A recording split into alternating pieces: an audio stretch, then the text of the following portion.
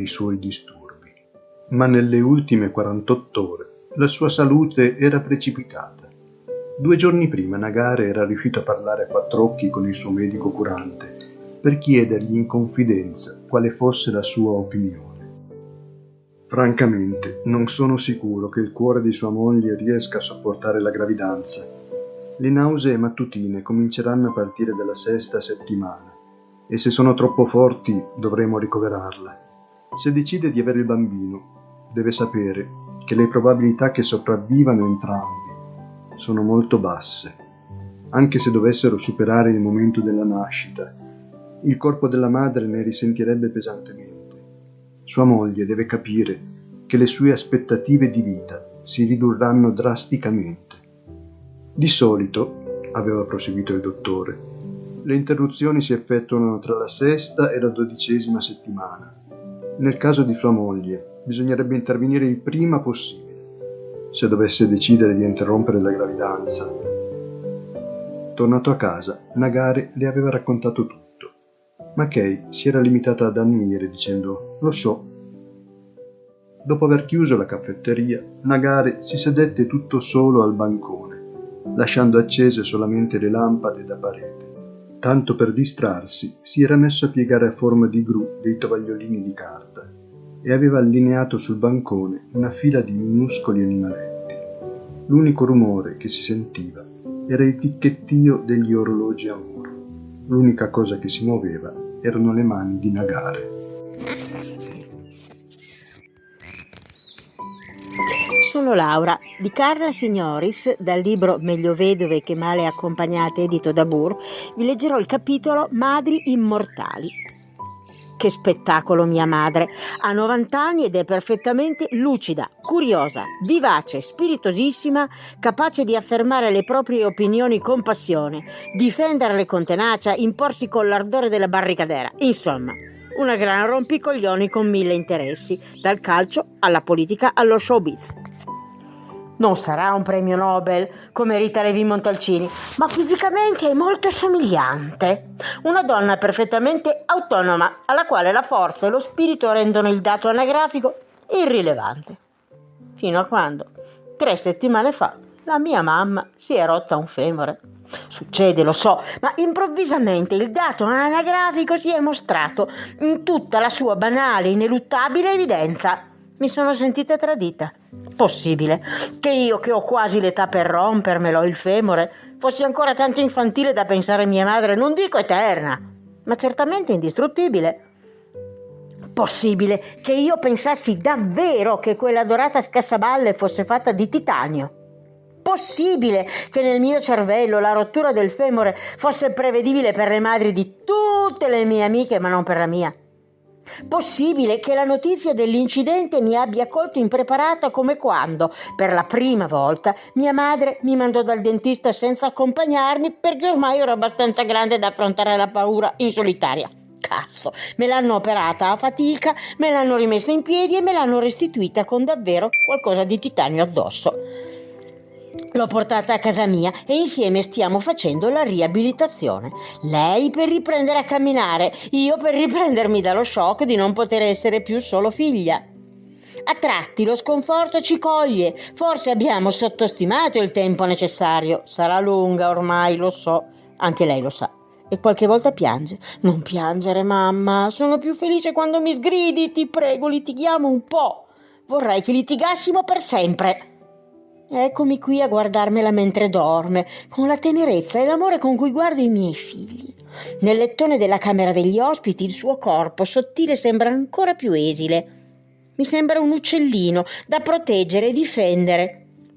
La mia mamma, che mi ha protetta e difesa, soprattutto da me stessa, che mi ha permesso di sbagliare, senza neppure immaginare quanto io stessi già sbagliando.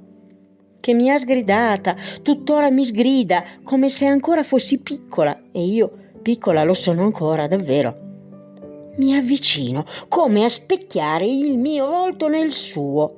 Voglio scorgere, nella rilassatezza del sonno, le linee che invecchiando su di me a tratti riconosco sue. Come ti somiglio, mamma, sempre di più. È immobile. In questo silenzio le osservo il petto perché mi rassicuri con un lieve movimento. Mamma, fammi vedere che respiri. Mamma! Improvvisamente lei spalanca gli occhi e urla. Ma che spavento, ma sei scema? Cosa guardi con quella faccia da funerale? Non sono mica morta. Passami le stampelle per piacere. Anzi, no, provo senza, che se aspetto il fisioterapista finisce che invecchio qui. La scassaballe sta meglio. Sono certa che quando alzerà le tende e tornerà a casa sua, starò meglio anch'io. Per l'angolo del francese leggerò un brano tratto da Autoportrait en vers di Marie Ndiaye, Gallimard 2006. 2002. Comme je la voyais chaque jour devant sa maison, il m'a été longtemps impossible de distinguer entre cette présence verte et son environnement. Je passais devant chez elle, au volant de ma voiture, en conduisant les enfants à l'école, puis de nouveau, cette fois seule, en revenant de l'école, et puis encore 2 fois le soir, en retournant chercher les enfants et en les ramenant à la maison, et je jetais un coup d'œil involontaire vers le perron et le jardin désertique de cet ancien corps de ferme, et mon regard tombait à chaque fois sur une forme incertaine qui aussitôt après se confondait dans ma mémoire avec l'arbre unique de l'enclos, un haut et large bananier.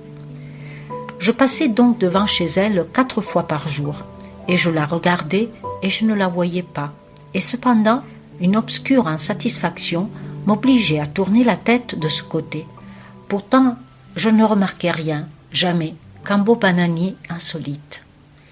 Je freinais devant cette maison, je roulais presque au ralenti, et pas une seule fois, mes yeux n'ont manqué de se poser sur la silhouette immobile, aux aguets, de la femme en verre debout, près du bananier, largement plus imposant qu'elle, et cela, je le sais sans doute possible. Car j'avais, 4 fois par jour, le cœur étreint par quelque chose d'innommable, quoique pas absolument mauvais, dès que j'avais dépassé la ferme au bananier solitaire dans la cour grillagée. Et il y avait encore après, sur la route de l'école, dans toutes sortes de jardins, de nombreux bananiers sur lesquels mon regard se portait avec la plus grande indifférence. Mais j'ai le goût des noms, et croyant que mon trouble venait de ce que j'ignorais comment s'appelaient les habitants de la ferme, je me suis renseignée. On m'a dit « Oh, là-bas, ce ne sont que les... » Et il se trouvait que c'était un nom typique de la région, d'ailleurs possédé par de nombreuses autres familles. Il n'y avait rien à tirer, rien à apprendre d'un nom comme celui-ci. Un matin, je m'arrête devant cette maison. Je coupe le moteur, je tire le frein à main. Puis je me tourne vers mes 4 enfants, 3 assis à l'arrière et l'aîné devant, à mon côté. C'était une matinée de printemps scintillante et chaude. Les bras et les jambes des enfants sont nus. Leurs cheveux brillent. Toutes les vitres de la voiture sont baissées et l'odeur du chèvrefeuille s'est répandue à l'intérieur, comme si nous étions tous parfumés.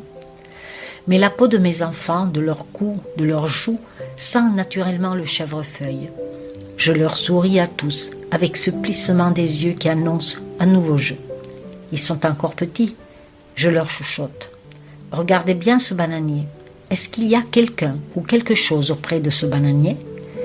Et chacun de mes enfants regarde vers la ferme, et leur attention, leur docilité et leur concentration, ainsi que l'absence de toute arrière-pensée dans leur obéissance, tout cela m'amène au bord des larmes.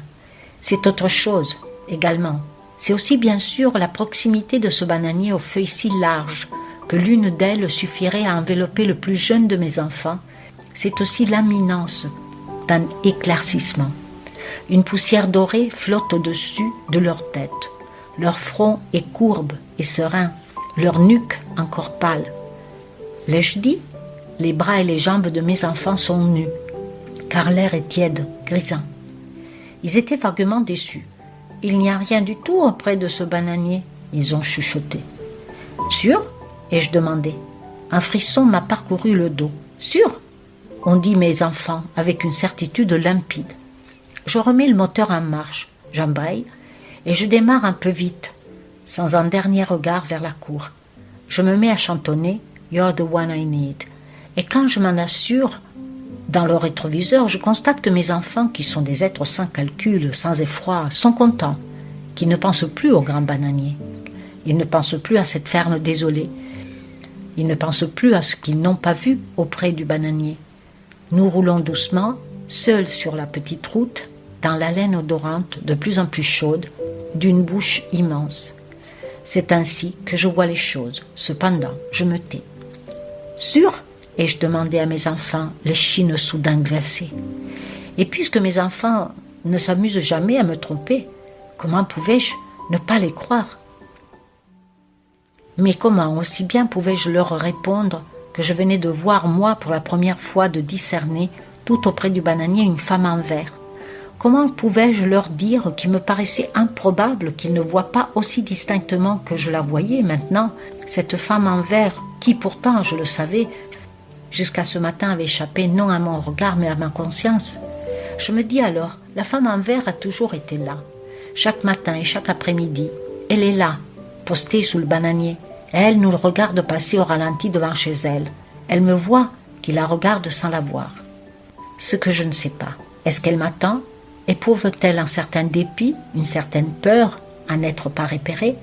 Ou est-ce ce qu'elle souhaite ? Je comprends que mes enfants n'en sont encore qu'à la première étape du phénomène. Là où je stagnais moi-même, avant ce matin de printemps radieux, où pour la première fois il m'a été permis de voir une femme en verre dans son jardin, sans grâce, jardin qu'elle semble occuper momentanément, par commodité, et dont elle n'est sans doute pas responsable de la tristesse de son aspect ravagé. La femme en verre est là, chaque jour. Est-elle encore là quand moi je ne suis plus ?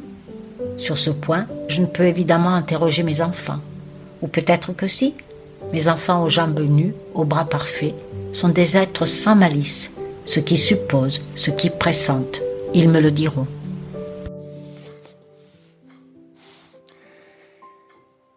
Barbara de Jacques Prévert. Barbara. Rappelle-toi, Barbara, il pleuvait sans cesse sur Brest ce jour-là. Et tu marchais souriante, épanouie, ravie, ruisselante sous la pluie. Rappelle-toi, Barbara, il pleuvait sans cesse sur Brest, et je t'ai croisé rue de Siam. Tu souriais, et moi je souriais de même. Rappelle-toi, Barbara, toi que je ne connaissais pas, toi qui ne me connaissais pas. Rappelle-toi quand même ce jour-là, n'oublie pas. Un homme sous un porche s'abritait. Il a crié ton nom, Barbara!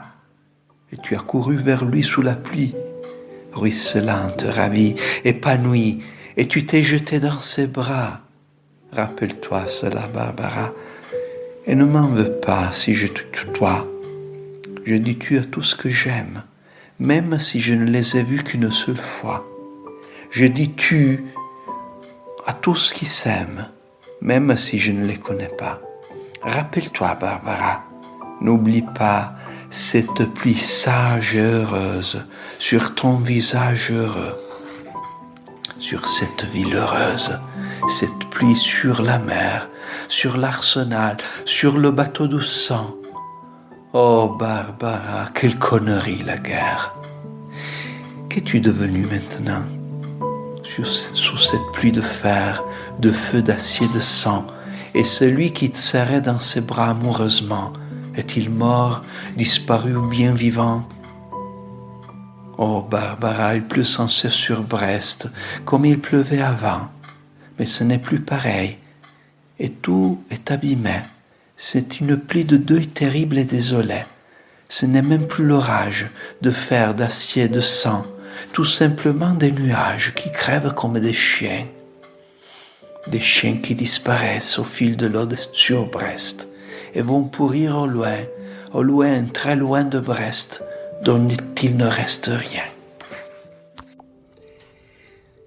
Io, Lisette, vi leggerò un brano tratto dal romanzo La cena di Hermann Hoch, Neri Pozza, editore. Serge e Babette avevano una casetta in Dordogne dove andavano ogni anno con i bambini. Erano quel tipo di olandesi per cui qualunque cosa che provenga dalla Francia è deliziosa, dai croissant alla baguette con il camembert, dalle automobili, avevano una delle Peugeot più lussuose, fino alle chanson e ai film.